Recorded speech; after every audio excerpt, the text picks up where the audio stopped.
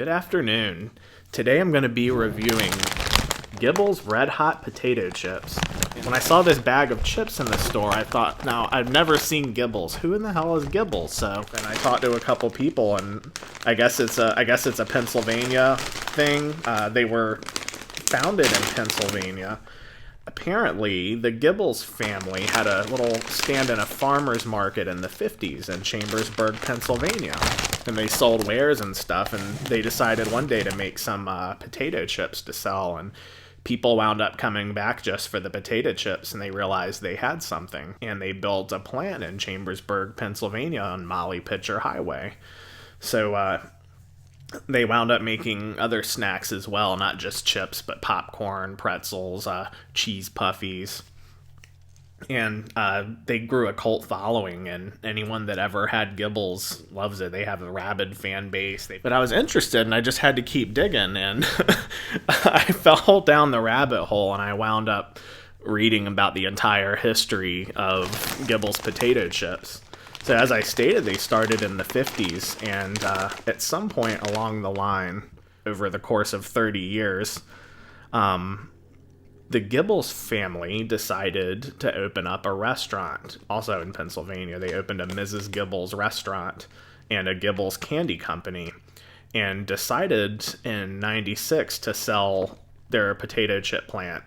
So, Martin's famous potato rolls. I know you've had their hamburger buns and hot dog buns. They're awesome. So, they bought Gibble's, the brand, the plant, in 1996 and decided to have a snack division. They kept the employees, and everything was great until about 2012 when they decided that the snack division wasn't meshing with their business operations, and they sold Gibble's to a man named Eldon Diefenbach, who had just recently, also in Pennsylvania, separated from his own potato chip company, Diefenbach Potato Chips. Just a few short months later, in March 2013, Diefenbach announced he was closing the Gibble's plant. He laid off 30 employees, and he intended to use the Gibble's plant for contract manufacturing of private label snacks, including planning his own potato chip. Even though he just left Diefenbach Potato Chips, he was going to run Diefenbach Farms and continue to make chips. Now, he didn't go untouched by karma, because not only were decades-long fans furious, but his former company, Diefenbach Potato Chips, filed suit against him for his plans to operate a chip company within 100 miles of them. All hope was lost.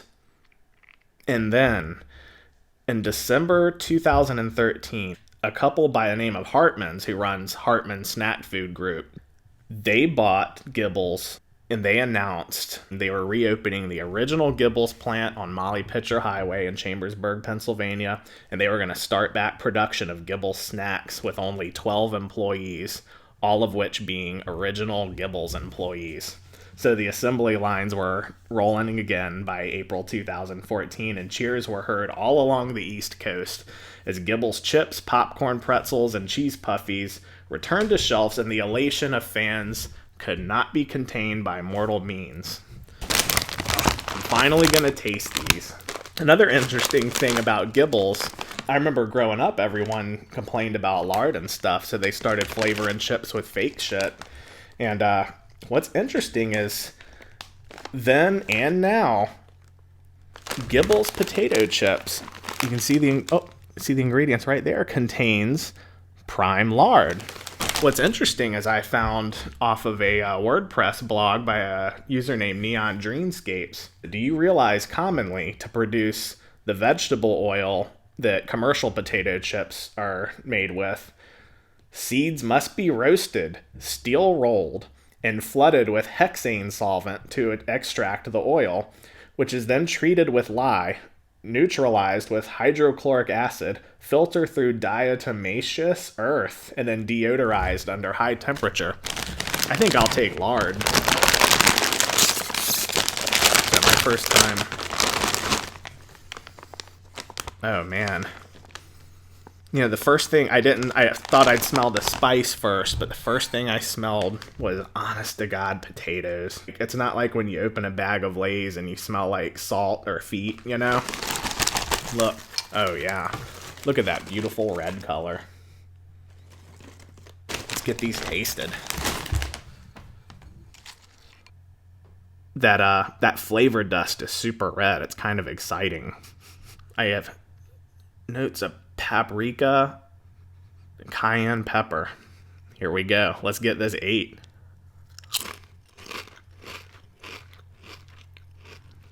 Oh, man.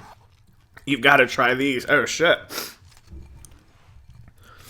The first thing you taste, it's so sweet at first. It's almost like